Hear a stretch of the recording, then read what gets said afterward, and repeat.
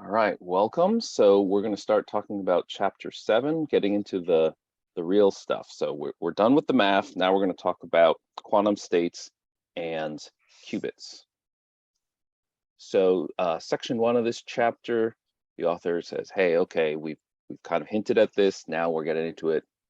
The qubit is the basic unit of information storage in quantum computing, and he contrasted classic bits and quantum bits, and mentioned, although we get into it later in the chapter, that you can imagine values being on a sphere, and that as soon as you do measurement, then it collapses to either the basis vector 0 or the basis vector 1, which are represented on the sphere as the north and the south pole, respectively. All right. Any questions about this? This is really just the lead up. We haven't really actually done math yet. So section 2 is where we actually start talking for real. All right. So let's see here. Section 2, I believe, is basically talking about bras and kets, and this is the Dirac notation, just to simplify some of the vector stuff, some of the linear algebra. So since my background is more in linear algebra, the way I wrote the outline is from that perspective. Okay, so if you have a vector v, then the ket v, which I didn't bother to try and print it fancy. I just use pipes and greater thans, whatever. But that's just a regular old column vector. Okay, so normally in math, at least my understanding of linear algebra is if you say a vector, by default, it means it's a column vector and that you have to transpose it if you want a row vector. So V you can think of as just a vanilla vector filled with complex numbers. And then the bra is the transpose, but because it's complex numbers, it's also the conjugate. So it's the transpose conjugate. And if you multiply the bra by the ket, then that's just the same thing as the dot product of two vectors.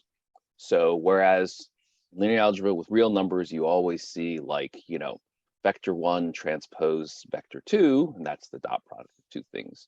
Here we can simplify that just by doing bra ket, and whenever you have two vertical bars in a row, you can shorten it by just writing one of them. So that's the notation here. You can also do an outer product by doing, you know, ket bra instead of bra ket.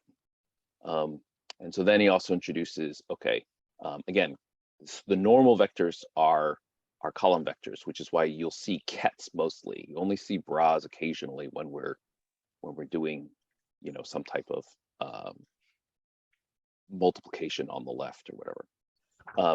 So ket 0 and ket 1, that's our standard basis for the gosh, I forget the technical term, but the normal basis that we think of in C2. So we call those bases E1 and E2. They're obviously orthogonal. Their unit length is an orthonormal basis. And basically, if we have a coordinate system, the coordinate system is in a particular basis. So with just simple real numbers, if you have a pair and you have the XY plane, then X is sort of your E1, Y is your E2, and the coordinates say how far for your sort of linear combination in those two bases. But technically speaking, it could be in any basis. Okay, so coordinates, I'm used to seeing them written with like parentheses, like 3, far, close paren. But technically speaking, it's always 3, 4, close paren, subscript what basis you're using.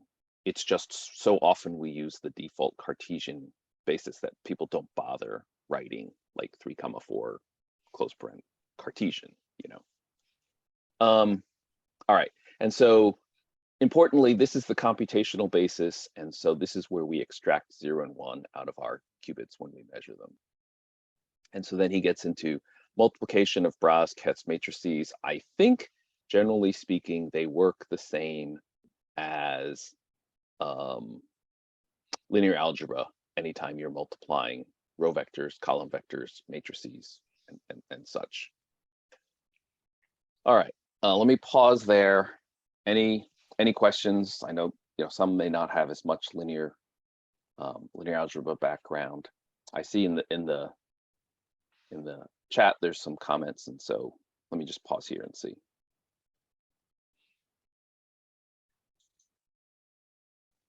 This is just is the bras and cats, is that kind of just a play on bracket? Is that what Yes. that, okay, gotcha. Yeah, they're angle brackets. Yeah. So it's I don't know if he did it on purpose or if at some point they were just like, well, we don't have a name for it. We're calling them bras and cats, and then they're like, well, now it's stuck. So on the first question, 721,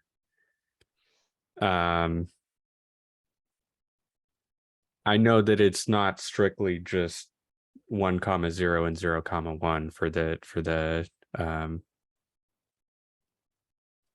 I'm not sure if I'm gonna say that right, but the 0 with the what is that called? Cat the pipe 0, cat 0. Yeah. Okay, so cat 0 I've been kind of interpreting in my head as 1, 0, and so in that case, cat 0 in that basis would be basically just grabbing the first term, the square root of 3/2 and the 1/2. Is that what cat 0 would be in that basis for 721? So no, it's the other way around. So we are writing the vector square root of 3/2. And by the way, I just didn't feel like doing all the fancy math formulas, so I just wrote it that way. In the book, it's prettier. When we say square root of 3/2, 1/2, that's actually writing that vector in the standard basis. Okay, so the question is how do you represent this in that basis? Okay. The way I think about this is my math isn't like super strong, so for me, change of basis is a little uncomfortable.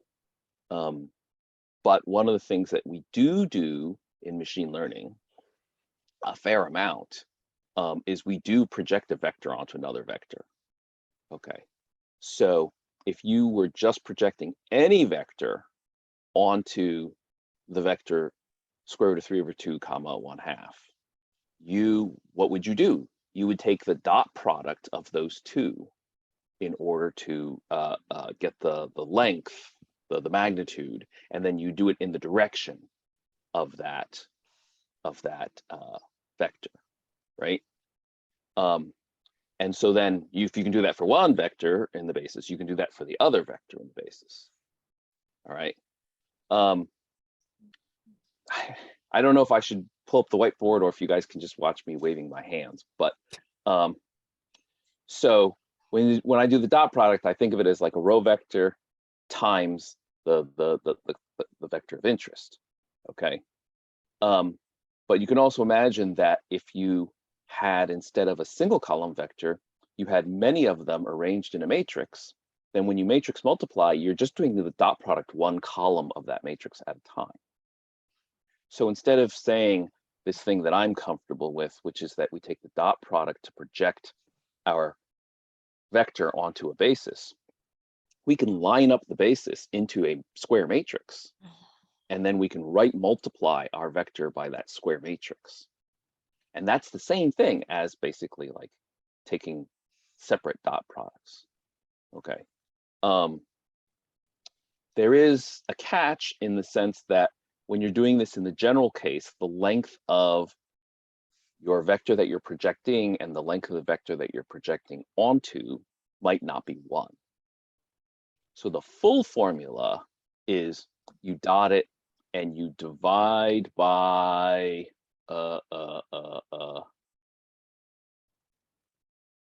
is it the length? If you're projecting A onto B, you divide by the length of B, I believe, the basis that you're projecting onto. Okay, so it's not just the vector times the matrix. It would be that, and you have to divide by.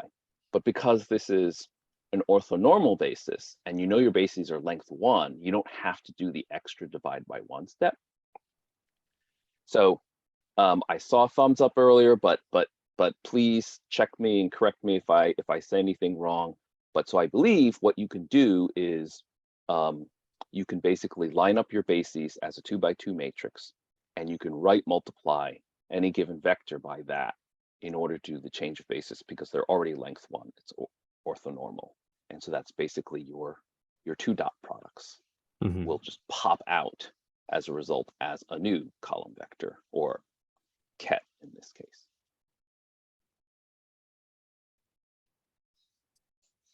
Can anyone either confirm or refute if I got that right?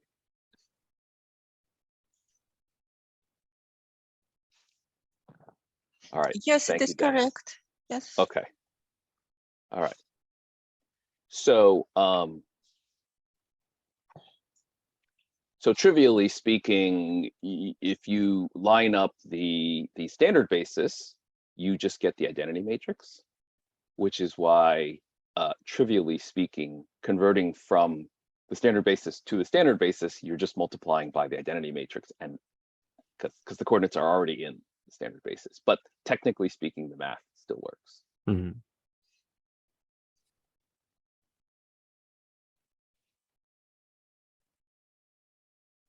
Okay. So then the author defines the projection matrix, and I'm not aware that he really uses this again, so I was a little bit confused by why he did this. But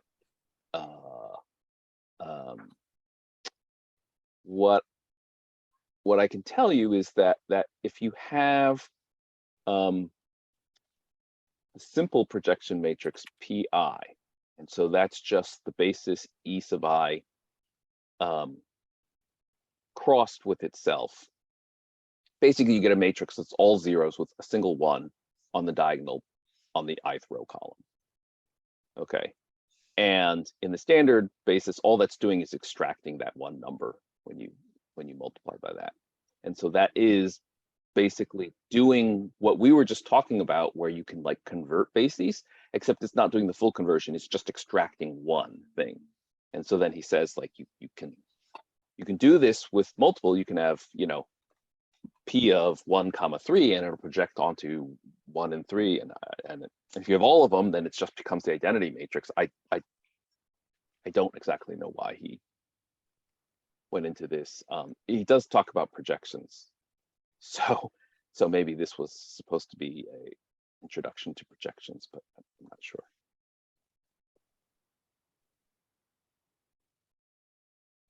Any other comments, questions about section 2?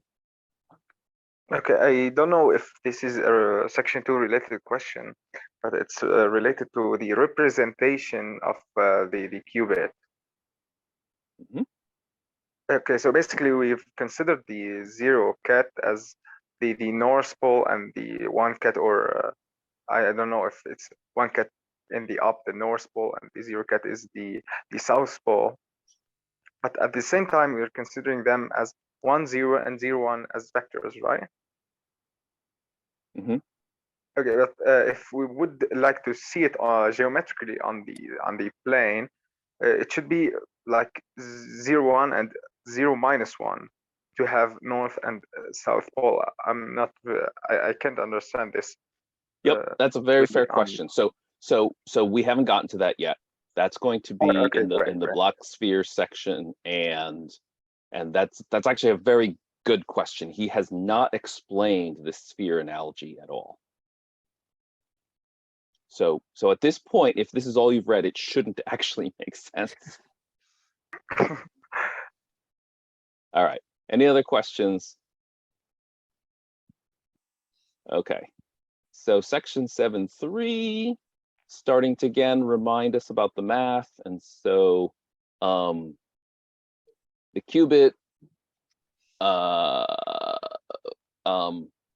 this simple pure state of a qubit is going to be a linear combination of ket 0 and ket 1. These are the bases. Remember, this is all in C2. So two complex numbers can completely represent the state of a qubit. We are restricted in that the you know, I don't know how to say this. I'm just going to say absolute value A squared and absolute value B squared. The sum of them must be 1. So if you think about a complex number as having like a real and imaginary component, there's sort of like 4 real numbers that you use to define a complex a number in C2, but it really only has 3 degrees of freedom, because this restriction means that if you define 3 of them, then you know what the 4th one has to be. Okay, and so then once again, when you measure, we haven't really got into this, but just remember that eventually we're going to measure things, and that if you have a qubit and it's a certain state of A ket 0 plus B ket 1, where you know A and B are, well, anyway, then it'll collapse to 0, 1 with the probabilities absolute value of A squared and absolute value of B squared. And those two, as probabilities always should, will sum to 1. So section 3.1 gets into a little bit more detail. So the default variable when we talk about a qubit is going to be the Greek letter psi. And so there was this demonstration, and I think this is a pretty important concept. So we should talk about this if people have questions. I've seen this multiple times, and it's probably taken me seeing it 4 times before I really, really feel comfortable with it. So if you, so there's a demonstration that if you take a any quantum state represented by psi, and you multiply it by a complex number whose absolute value is 1, then the A squared and the B squared probabilities don't change. You can just kind of plug things in, and then you can see that when you're going to have new numbers, new complex numbers in there, but the A squared and the B squared are still going to, sorry, technically the A and the B are different, but the old A, you know, absolute value squared, and the new A absolute value squared are going to be the same. That's the key thing. So so what this means then is that for the purpose of not the actual state of a quantum bit of a qubit, but in terms of us measuring it, it is indistinguishable. And so from the purpose of measurement, no difference between 2 different states that are just multiples by a complex number of absolute value 1. And then there's the reminder that you can write that complex number in polar notation, and if the length is 1, then there's a 1 in front of the E, and so you don't need to write it. And so then it's just E to the phi or phi times I. And that's the same thing as cosine phi plus I sine phi. All right, so any questions about this business of I can just multiply by any complex number that can be written as e to the phi I, and it will not change the physical properties, the observable physical properties of that qubit?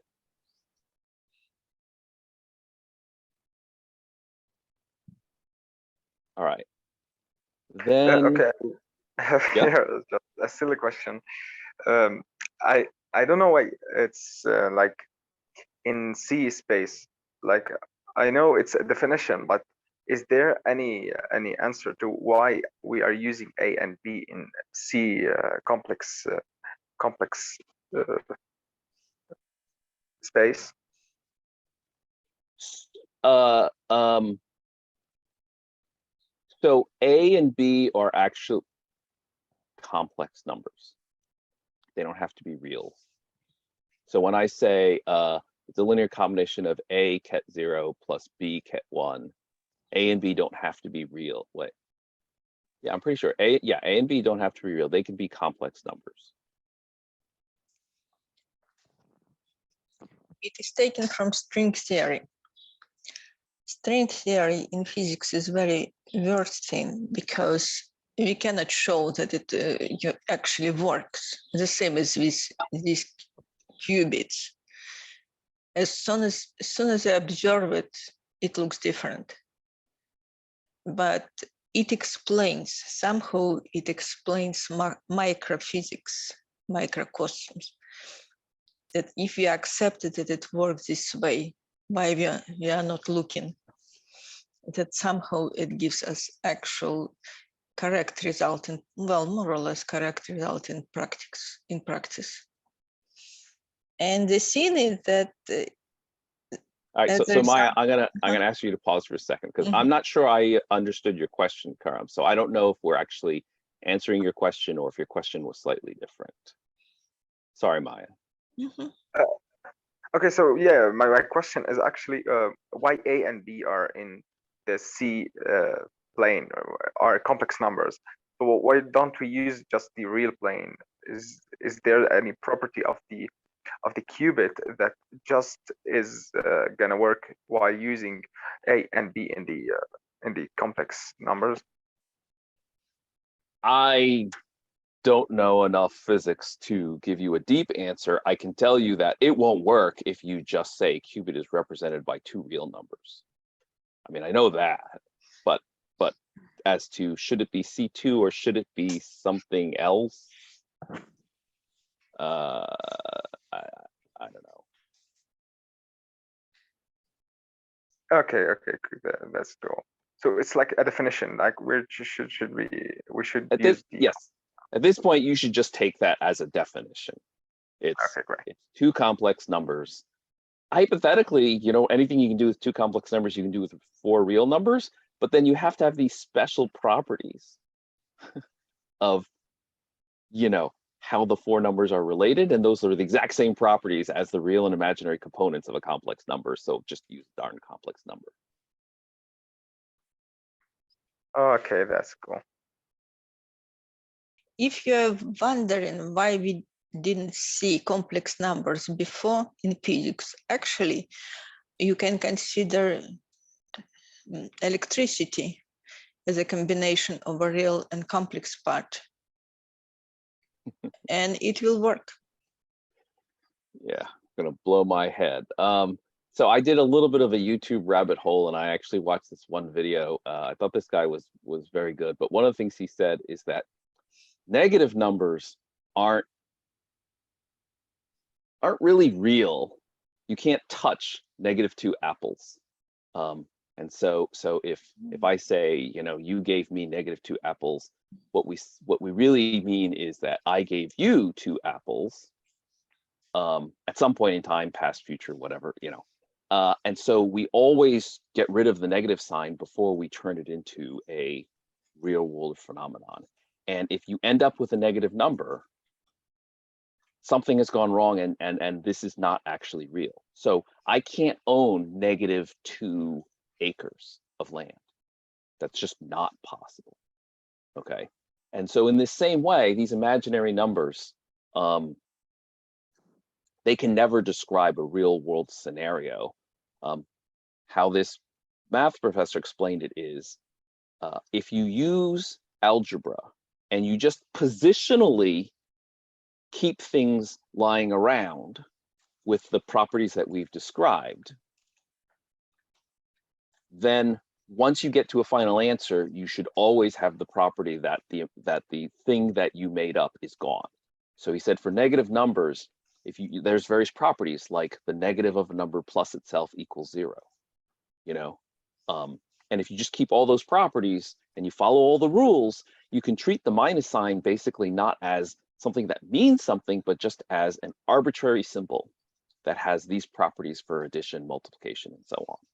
So the same thing with complex numbers, that I basically, you don't have to say what it is. You can just say it's an arbitrary symbol that has these properties, and then it is a convenient notation because when you follow the rules of those properties, by the time you get to an answer, the i's will always disappear and you'll be left with just a real number. So in this case, the absolute value of a complex number is always real. It is never, the i's always go away. So that's one of the ways that you, so in this algebraic notation of complex numbers, you use it because they are convenient placeholders that have the right properties that you want. But at the end of the day, you will always wind up with real numbers as the outcome of any experiment. So if I may ask, sort of Yeah. continuing this conversation, this may have been covered and I missed it, but is it the case then that the qubit that we're working with is essentially an abstract entity that someone devised that presumably further down the page, he's going to show us that if you work with these sorts of entities, then you can do interesting computation, that there's no sort of reality associated with the qubit. It's just a way of thinking about things. Well, I guess obviously, if you want to make a quantum computer, then you have to figure out how to make a real qubit. But as it stands, the qubit is just a way of thinking about things that allow us to do some interesting computation. Yeah, the computations are resulted in real effects because string theory is pretty much this quantum thing which we study, and they do use these complex numbers. And again, if you consider, for example, electromagnetic field, then you can consider it as a model when electric current is real number and magnetic field is represented, well, its strength is represented by a complex number, and it will work. Yeah. And so Bill, like, I've looked at some websites and other quantum books and whatever in this, and I can't remember if it's really said in this book, but many places I've seen basically physicists say that if you don't have a problem, if you're not confused by quantum mechanics, you don't understand quantum mechanics. Okay, so basically what they say is exactly what you said. This is a mathematical construct where when you follow the order of operations, the right answer seems to come out consistently, but it doesn't make any sense. Why does the state of a qubit, a particle in physics, whatever, why does it collapse to 0 or 1 and lose all of that other information upon measurement? It's not like anybody in physics says they have a reason, but if you use that as your assumption, you get all the right answers when you crunch all the numbers. And then the expectation is that somehow or another, we can map this qubit to a physical thing that can actually do computation for us. In the case of a quantum computer, right. You're taking, we purposely chose this formulation because it actually matches the physics that we're observing so that we can likely build it. You could have come up with a completely different formulation of, instead of a quantum computer, a XYZ computer, and that would be interesting. And you say, yeah, and so if I do XYZ computer, I do an addition operation, it solves prime factorization. That's great, except if you can't build that computer, what's the point of having that theoretical construct? Yeah. So I even saw something that said, for example, in quantum electrodynamics, which is the interactions between like a particle, whatever, an electron and a photon, that basically quantum mechanics says that you will have this complex state space and that blah, blah, blah, blah, blah. But then once they had that groundwork, that didn't actually tell them what was going to happen. They had to then fill in all the blanks to say, well, what are the quantum spaces? And that the spin of the electron is actually a 2 complex number state space, and that this and that and that, and this is what happens when you. So So yes, as far as I can tell, many people say it's voodoo, it's black magic. We're showing you the properties of the math. And I'm sure that there were other versions of this where they thought they had it right, and then they ran into a problem. They had to tweak it a little bit. But at this point, you know, people have been working on it for almost 100 years. And so most of the gotchas have been tweaked out, so that basically, if you take this as an assumption of the underlying algebraic mathematical properties of how you manipulate these things, correct answers will pop out.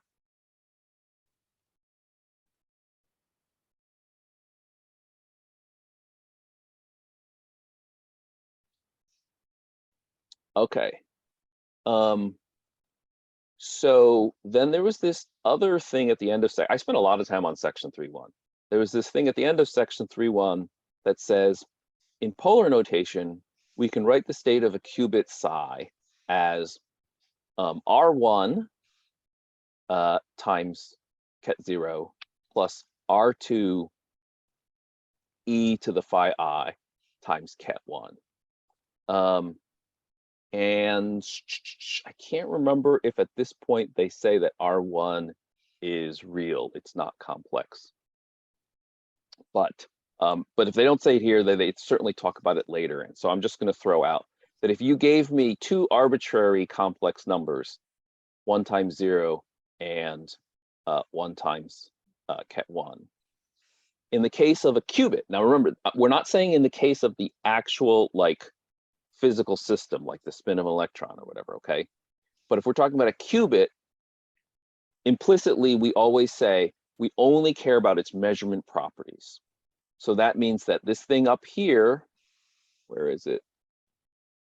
Oh, just right above it, that we can always multiply it by a complex number of absolute value 1, and it will not change our measurement of that. So if you had an R1 that was not real, you could simply just take R1's conjugate and then scale it so that it's length 1. And then basically, if you multiply this thing by that number, then the new product of R1 conjugate scaled will be a real number instead of complex number, and the measurement properties of this qubit will remain unchanged. So I can't remember if they said it in section 3.1 or if it comes in later, but basically R1 times R0 basis plus R2 e to the phi I times the 1 basis is our qubit.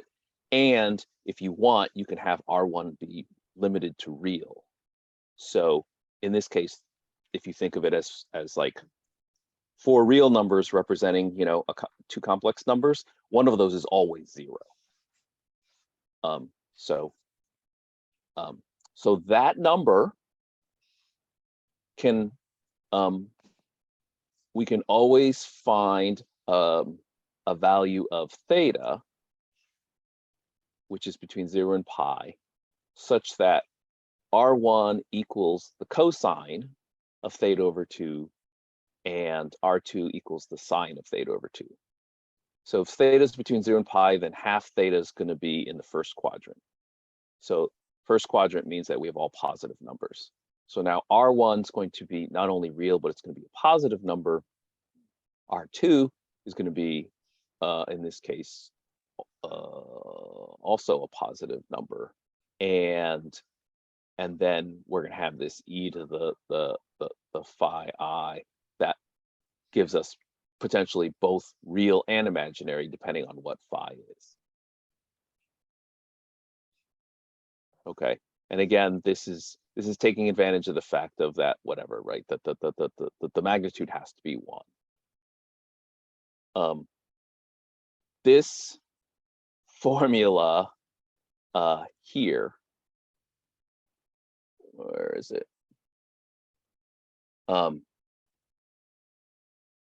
This formula here that says that our qubit psi is going to be cosine of some half theta times the 0 basis plus sine half theta e to the phi I with these 2 degrees of freedom, theta and phi.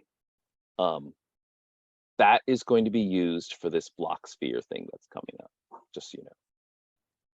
So that's why he goes to the lengths of saying that even though you could represent it other ways, this particular formulation is one that we're going to end up using.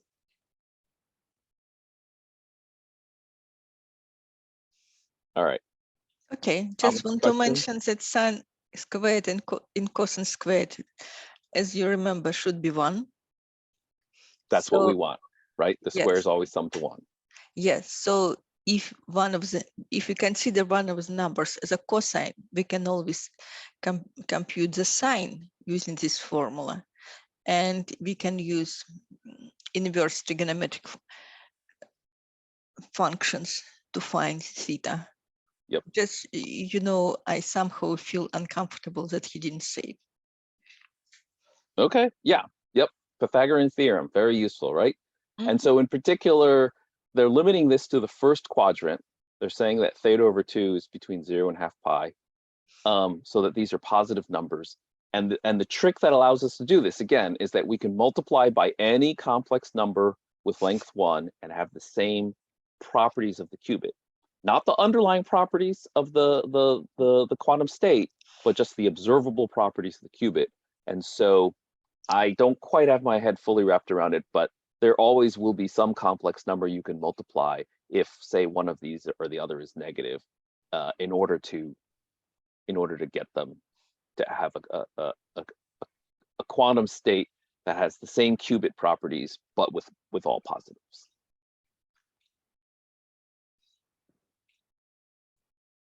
All right, so stop me at any point if you guys have questions. So it talks about unitary matrices mapping to standard form. So I didn't write much on that one. And then section 733, which I read like 16 times, the density matrix. So he defines as far as I can tell, basically, the density matrix is not used in this book. It is used in real physics, but it's not used in this book. But he defines the density matrix of a quantum state psi to be rho equals to ket, cross ket psi cross bra psi. So if ket is a 2-dimensional complex, then this becomes a 2x2 matrix. This density matrix is Hermitian, and its trace is 1 because basically it's going to be the sum of the squares of the 2 things, and so we already know that the sum of the squares is 1. Can you say real quickly the definition of a Hermitian? Hermitian is the complex corresponding thing to symmetric. So you just have to throw in the conjugate business. So the upper triangle is the conjugate of the lower triangle. Does that work? Yeah, I guess it does. I'm not sure what it means, but thank you. Yeah. So there's lots of proofs of properties in reals of symmetric matrices and in a complex of Hermitian matrices.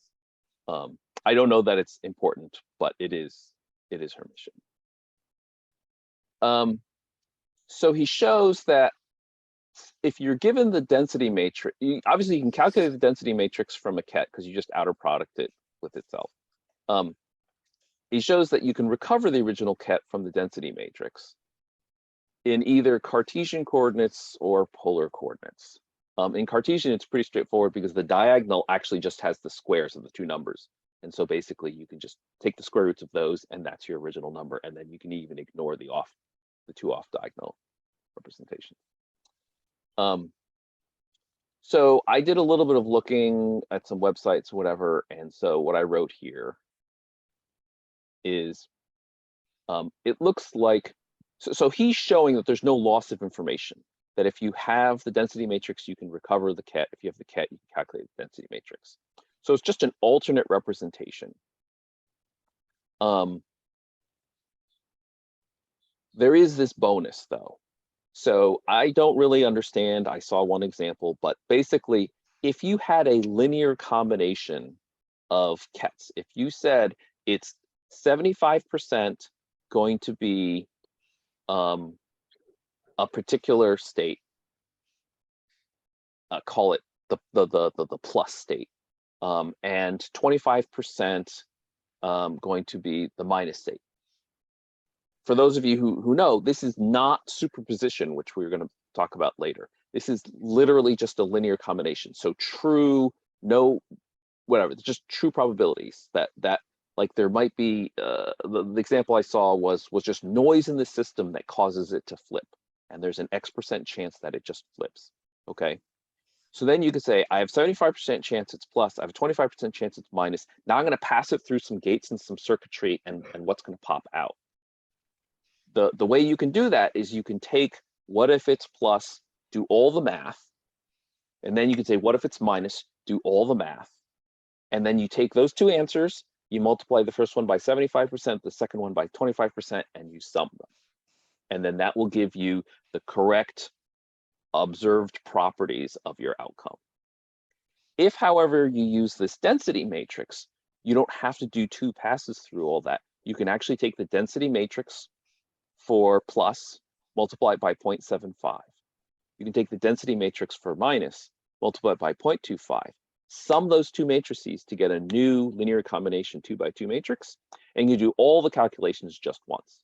So you can imagine that if you had a very complex linear combination of 15 things, it would suck to do the math 15 times. Instead, you can just do this density matrix and you can do all the math one time and you will get the correct answer. So that's one benefit that I saw. Otherwise, I can't really tell you what a density matrix is. And when I start reading quantum mechanics stuff, then it gets into more complex things because in the case of qubits, we're always talking about something in an isolated state. And when I start reading other things, they're talking about actual physics, and things aren't just in an isolated state. They're moving and they're interacting with other things. And then it gets into all this math that and quantum mechanics that I don't understand.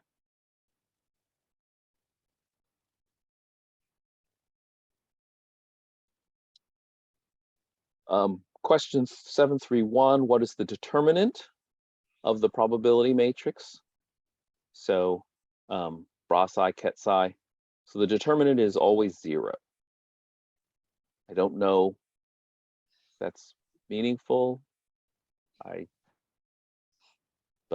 But it is. And then like, what can you tell about the original ket if this is its density matrix? So then the original ket was just square rooted of this D11 and square root of D22, and you can just ignore these other ones. All right, that's all I have to say about the density matrix. Anybody have any comments or questions? Well, when determinant of matrix is 0, it is not reversible. Maybe he will need it at some point. Yeah, I don't know. We don't really get into it in this book, apparently. Okay, observables and expectation. I don't really understand this chapter. I feel like he didn't really define the term observable very clearly. I think what he means by observable is when you take measurement of a qubit. And so basically, if you have an orthonormal basis for measurement and you measure it, then you have an observable. I think that's what he's saying. Anybody have any comments about this section 734?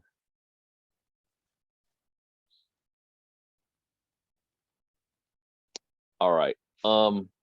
So basically, some very confusing notation where he has vectors, E1 and E2.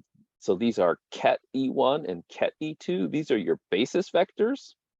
And then for some reason, the coefficients in front of them, instead of using an A and B in this case, he's using E1 and E2.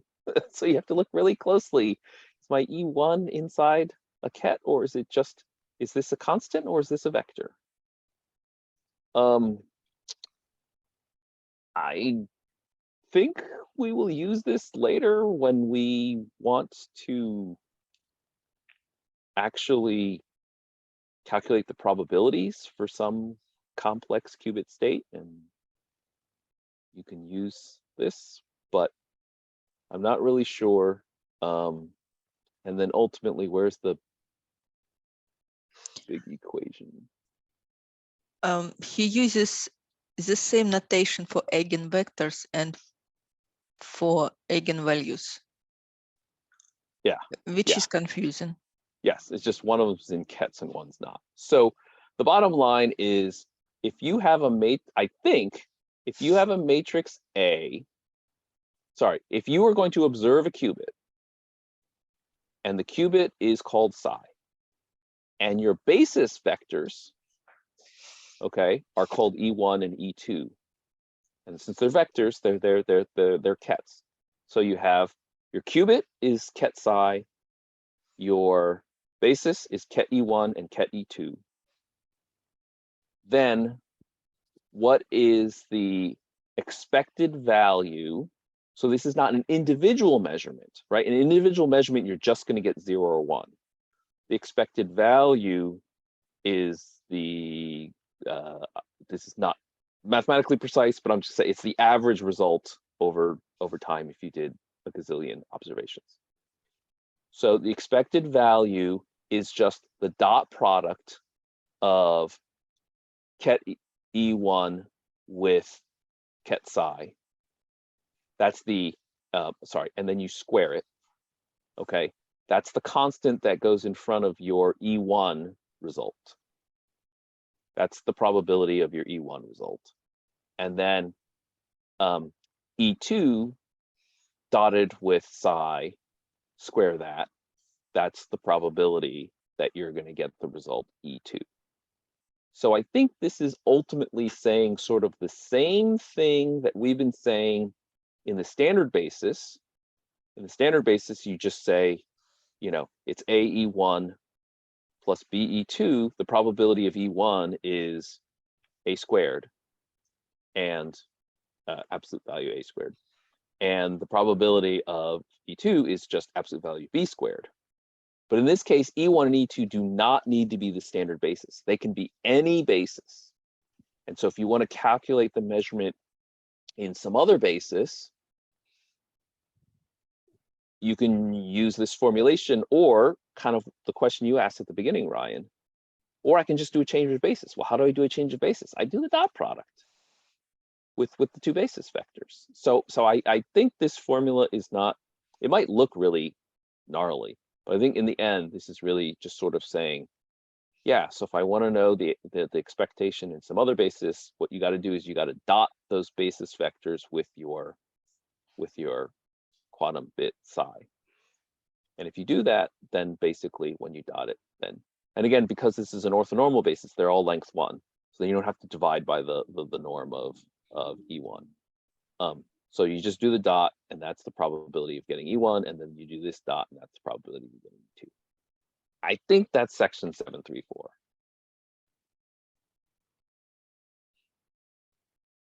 All right, looking at the time.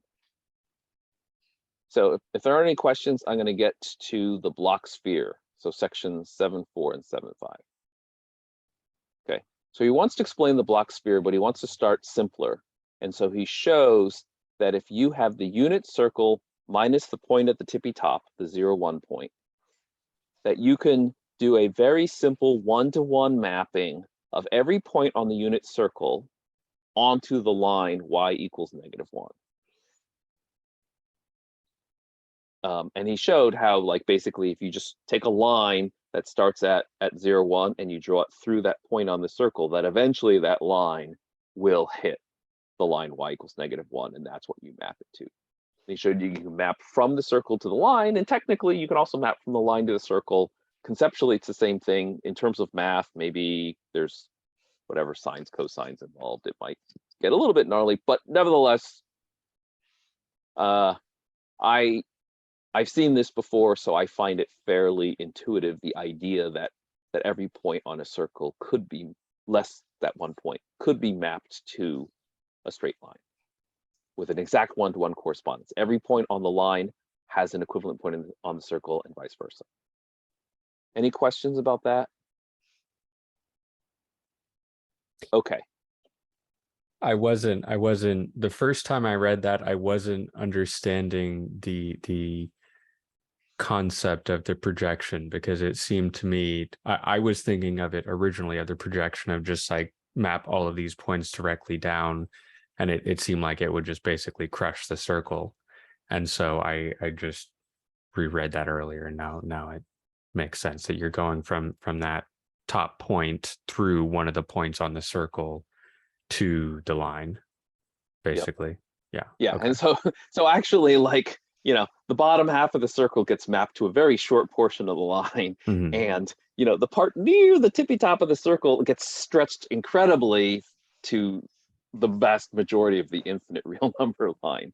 So it's not, it is definitely a non-linear projection. You know what I mean? It's not very uniform. That top little bit is doing almost all the work of the projection, and the bottom of your circle is doing very little of it. But the key thing to understand is that in this case, it is a one-to-one. There's probably a better mathematical term for it, but it's a one-to-one projection that you can go back and forth. There's no loss of information in either direction. Okay. It's not necessarily particularly useful, this projection, but nevertheless, if you had any number on the real number line and you said, I'm going to take the point, that number x comma -1, I can map it onto the circle, and vice versa. In the direction of the circle, you could actually imagine like somebody who's making a map. They could take the Earth, assuming it's a perfect sphere, they could take the Earth and they could map that onto, a plane, and there's various different non-linear mappings you could use, but those are the ones that then allow you to draw a map on a flat piece of paper without it having to be curved.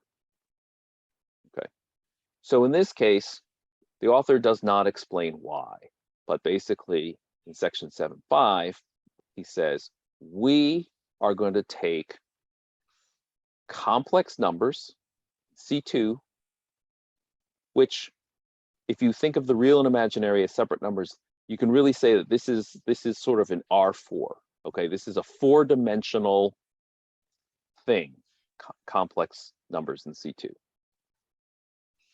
Complex numbers in C2 whose length is 1 form a hypersphere.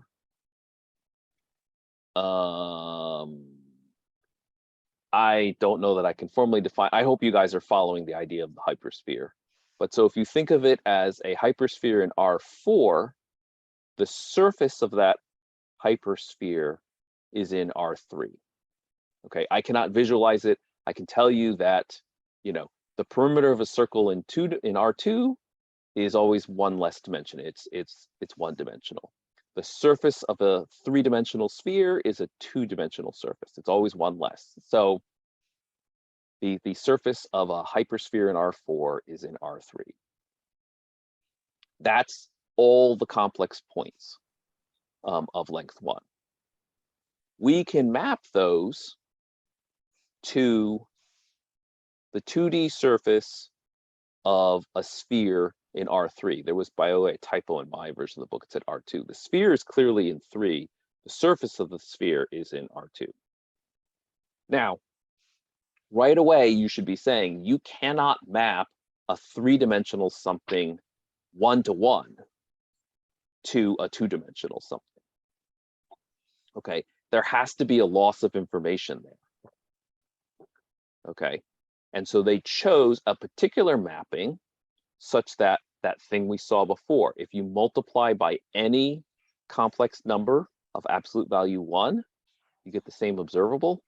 So all the points in R3 that are just multiples of absolute value 1 of each other will get mapped to the same exact point.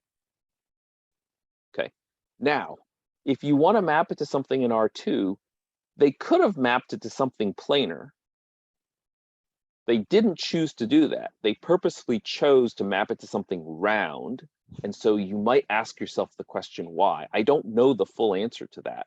But for now, if you just take it as a given that it is possible to do a mapping from R3 to R2, which is lossy. So that means that when you go from the sphere back to the surface of the sphere, back to my original complex number, you cannot get back the exact complex number. You will not know, okay? But it will be, from the perspective of a qubit, it will have the same observable properties as the original state, but it may not be in, you will not know uniquely what state it was. So that's what we're doing here. Why are we doing this? I think it's sometimes debatable whether or not the block sphere representation is more intuitive than the C2, the R4. I gotta say, I can't really picture anything in C2 or R4. I can't get past R3. So there is some value to having this block sphere thing, because then it's at least something I can, you know, given this whole degree of freedom business, they could have just, you know, whatever, I don't know. So I'll tell you one thing that I've seen later on. A sphere is obviously a convex object. And so that thing I was talking about before, about if you had a linear combination, 75% plus and 25% minus or something like that, all the points we're talking about are on the surface of this block sphere. If you take a linear combination of them, what you will always get, assuming that it's not just a 1 and a 0, that they're probably, you know, percentages less than 100%. What you will end up at is a point in the interior of the block sphere. And so I think that at the end of the day, this block sphere has some nice intuitive properties, it has some nice whatever properties, and mathematically it also has a bunch of other nice properties. So could they have done some other projection into a 3 or 2-dimensional space? Yes. I'm absolutely positive they could have. It all would have worked, the math would have been the same, but they kind of liked this one, and now a lot of people use it. That's sort of the best why answer that I have.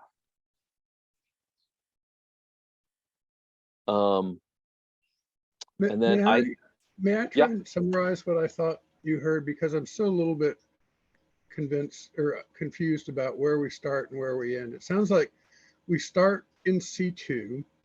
Yep. We define the sphere in C2.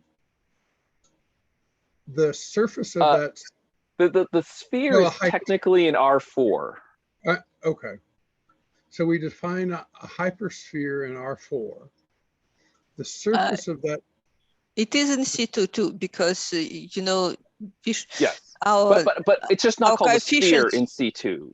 And I don't want to say circle, because a circle in R2 makes sense. A circle in C2, I can't. So I see. We have, you know, our coefficient squared equals 1. It is a hypersphere in C2. Yes. Okay. So technically, I guess that's the right definition. But yes, I don't know about you, Bill. For me, it's easier to think of it as a sphere in R4, a hypersphere in R4 than in C2. Okay. But in any case, we define this effectively a surface, which we map to R3. The surface is in R3 already. You don't have to map it. Okay. And then we further decrease the dimension by projecting that surface onto a 2D sphere. Yes. And that's a lossy projection, a many to one projection. And that 2D sphere is the block sphere. Yes. And this would not be a useful projection if it were just an arbitrary 3 to 2 projection. But in this case, we've projected all the points that have the same observable properties onto a singular point on the block, the surface of the block sphere. Got it. Thank you. So from the observable perspective, this lossy thing isn't really losing you anything, because that's why they chose that, right? It has a bunch of states that we don't care about. It has a bunch of states that we don't care about the difference because their measurements are equivalent. Got it.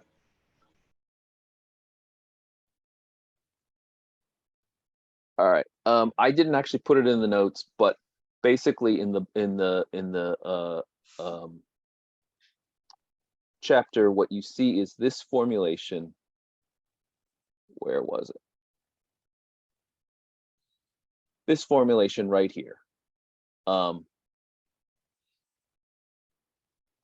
Our quantum state is cosine of half theta times 0 basis plus sine of half theta e to the phi I times the 1 basis. We are going to have phi, so the block sphere, I can flip to the book if you want, but the block sphere, you have the XY plane, and then you can think of Z as being up, like North Pole. Then this phi, we will map on the XY plane, like we normally think of. And then this half theta, we will map the theta to be measured where 0 is straight up on the z-axis, the positive z-axis, the North Pole, and pi is straight down. Okay, so if you represent your number psi as this, cosine half theta, and then e to the phi I, this will uniquely define two angles, phi and theta, and from those two angles, that uniquely defines a point on the sphere. Right? You only need two angles in order to. So phi, if you think of it as like the Earth, phi represents the longitude. Right? So you start with whatever 0 meridian, and then you go around all the way to pi around the Earth. Theta is not the exact analog of latitude, because we number latitude positive and minus from the equator. In this case, theta is measuring things from the North Pole to the South Pole. It's a slightly different way of measuring it, but it's the longitude is an exact match. It's different kind of latitude, but so if the two angle thing didn't work for you from latitude and longitude, you can precisely, if you have those two numbers, you know exactly where you are on the sphere. So that's our block sphere. So and he showed, very early on, like first chapter of the book, they actually showed the sphere, and the way they described it is, think of it like a switch, and then you have you put your finger higher on the sphere and more likely to be 1, lower on the sphere more likely to be 0. And then it didn't really matter where, like horizontally, what point you had it on. I don't know if this is the right way to think of this, but to me, I'm looking at it as like, we have the real elements and we have the imaginary elements, and the imaginary elements are sort of the XY, and then the real is the Z. And then when you actually observe, the XY imaginary bit goes away and you get an actual 0 or 1 real. I don't know if that's even reasonable way to be looking at that, but that's kind of what I'm looking at right now. I'm not sure, Ryan. That's not necessarily the way I think of it, but that doesn't mean that that's not like a good way to think of it. Let me say something, and then you tell me if this actually matches what you said or if it's a good equivalent or whatever. Karam actually asked the question before. So like we have an orthonormal basis, which I think of as, right angle, right? And so if you have a linear combination, then it's some amount of the one and some amount of the other. From the perspective of being able to do things like adding vectors and whatever, like thinking of it this way is probably the most useful thing. If you wanted to know the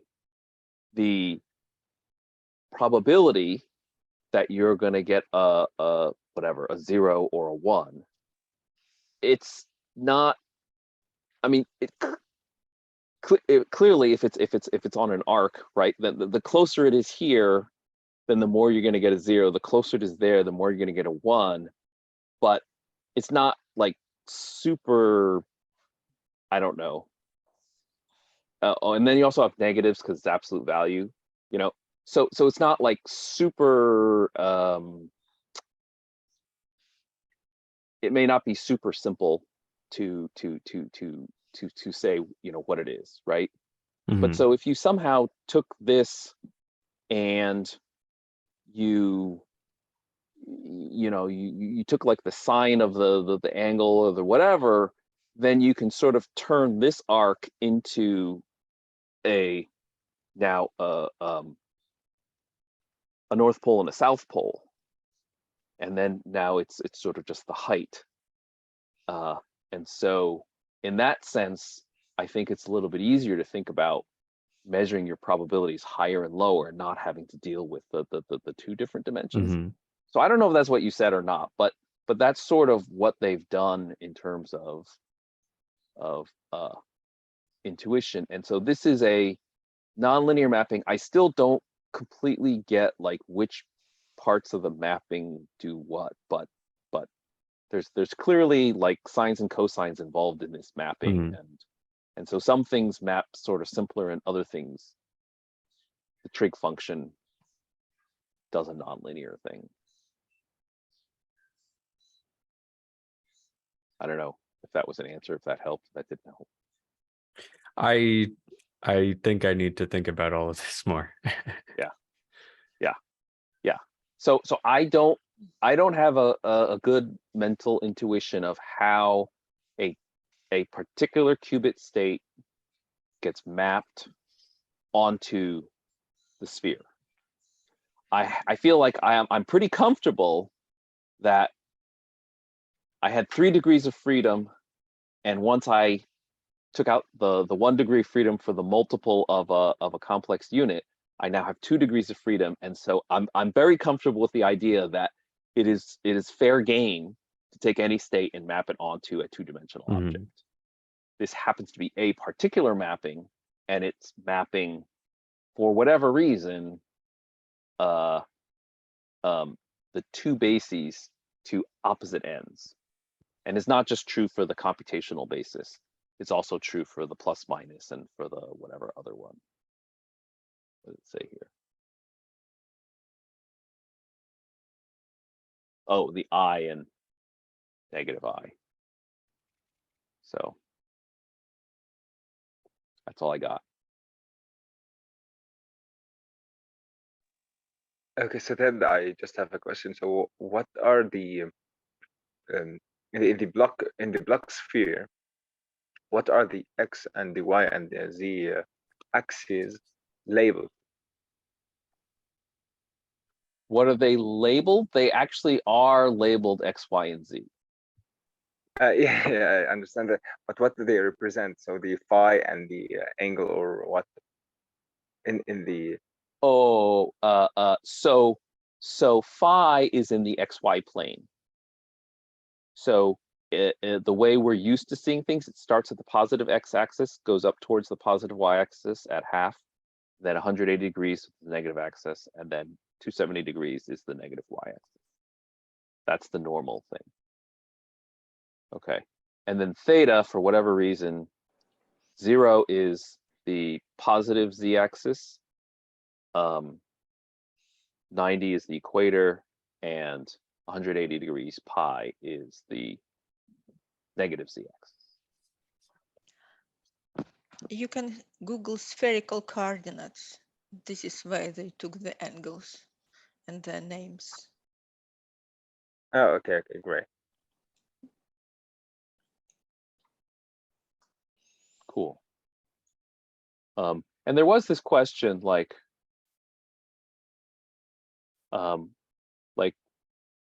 a choice for theta equals pi and phi equals 0 for 1. Like you could have, there are other ways you could have mapped this thing onto the surface of the sphere.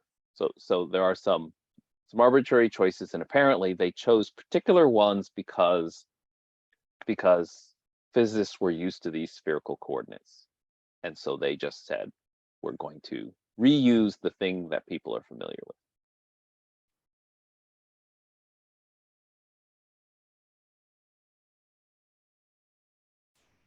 So I see we're probably about at the end, and I wonder if I might ask a sort of a left field question, which is sort of parallel to the guy's development, starting with bits and number theory in the classical sense. When I started learning programming, I didn't know anything about that. And I could still write a program. Is it possible that we could write programs, quantum computer programs, without understanding any of this? Are we going to reach levels of abstraction that make more, let's say, intuitive sense without needing this background?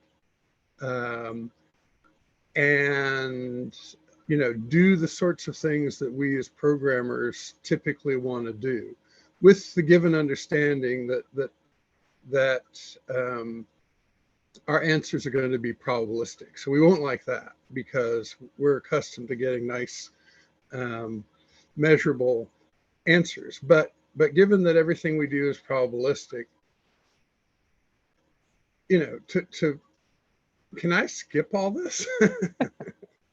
So today, I don't know that you can skip it. I do think you're right that someday you can do that. So for example, when I on a computer say I want to add these two integers, technically speaking, there is no addition. It's all whatever and, or, NAND, NOR. It's all just gates. There is no such thing as plus. But you don't need to know that. You don't need to know that, right? So at some point, there will be things that you don't need to know that you can just think at a higher order. But I think that I'm not aware that those higher things are really nice and pretty and exist yet. I think there's very few people who today are writing algorithms, writing, programs, so to speak, for quantum computers. So we're sort of in the early days, and so this book is understanding under the hood how quantum computers work. I don't think you need to understand under the hood to use them, but if you don't want to know how they work under the hood, you just say, I just want to use the damn thing, then you're maybe reading the wrong book, so to speak. Oh, okay, well, yeah, so we're sort of the ENIAC patching one cable to another place. Yeah, and if you don't understand that, you can't really use ENIAC. Right. Okay, so basically, Bill, I just have a small answer for this. I've watched a video, like it's like the Hello World program for a quantum computer. So it's like you just import. It's written in Python, by the way. You just import a library. I don't remember the name, like Qubit or something like this, and you just create the gates. Like you say, okay, I want the X gate here, and I want this whole circuit you just created.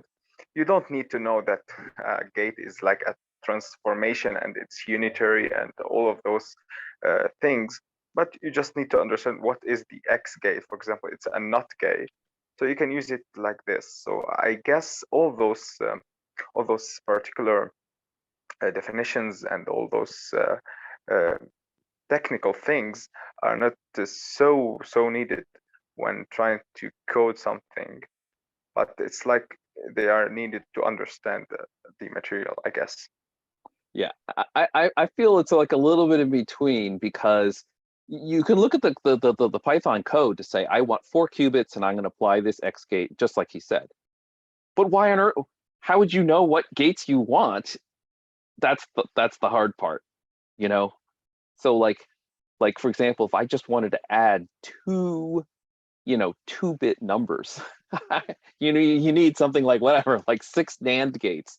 So like you could have a nice high order language that just says, oh yeah, just connect wires 1 and 3 with an AND gate, and connect wires 6 and 8 with an AND gate. But why would you know to do that? How would you know that that was a useful operation if you don't, So yeah. We are going to talk about algorithms. So maybe when we get to I haven't read ahead. When we get to the algorithms, you may say, oh, okay, I actually can understand this and I don't even need to know gates in order to understand this algorithm.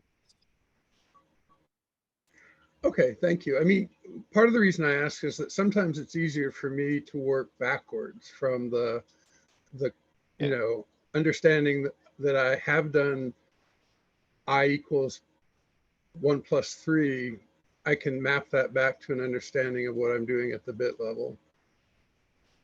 Yep. Yeah. Thank you. Okay. So to kind of wrap things up for the today's quantum session. So I guess we will continue and talk about the gates. Depending on how much we get into, like it can go either really fast or it can take a long time. If we want to really talk about every gate in detail, it'll probably take us longer. If it's just like, okay, that's what it is what it is. The thing I will say is that if you take all of the quantum states as being the points on this block sphere, then basically a gate or combination of gates is simply going to move a point from somewhere on the sphere to somewhere else. And the thing that we are going to want to do is figure out how to move our qubits to exactly where we want them for our initial conditions for our algorithm. And then, let it do a calculation on the thing we talked about at the very beginning, right? Where you instead of having just a single number that you're operating on, like in a classic computer, you have a superposition. So maybe I have 2 to the however many things that I'm simultaneously calculating. And ultimately, I'm going to somehow map a particular basis state to the possible answers to my problem, and I want the highest probability basis at the end of all this computation to correspond to the answer to my problem. So if that helps at all in terms of we're going to need these gates, and we're going to need something else. So once we finish with this chapter, we're going to now talk about multiple qubits, but we won't be just operating on them independently. We will have 2 qubit gates where the input of one gate affects what happens to the other qubit. And so that's where then the more interesting non-classical stuff happens. Because I think if you just look at all the 1-bit gates, the 1 qubit gates, there's nothing you can do with that you couldn't do with a classic computer. So we haven't seen the benefit yet. It's a lot of math and we haven't seen any benefit. Yes, it is just I have the same feeling. I hope it will all be needed in the future at some point, because I remember reading a book about computer language, and it started with how the numbers are encoded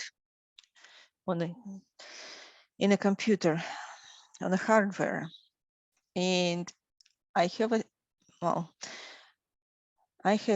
fall asleep 3 times reading this part, and I never needed it for the language in the book. Yeah. Yep. So yeah, so we are in the early days and we are definitely reading that book on all the plumbing, how it works under the hood. All right, cool. So let's wrap things up here and we will continue. I don't know if there'll be a little more to talk about the questions in section 7.5. So continue with that and then finish that up and then start chapter 8 next week. I don't know how much I'll cram into the meetup description. The meetup description might look like it's just chapter 8 because I've been having problems with meetup. It's glitchy. If I edit the description of an event to say, oh, we're also going to finish chapter 7, it seems like often my edits are lost. So I'm just going to let you guys know, the people who missed today, they may not get this, but if when you look, all it says is we're doing chapter 8, don't worry, we really are finishing this chapter first. I just don't know if my edit's going to work or not. Sounds good. All right. Thanks, guys. Really appreciate the conversation. And we're going to transition to the office hours data collaboration session now.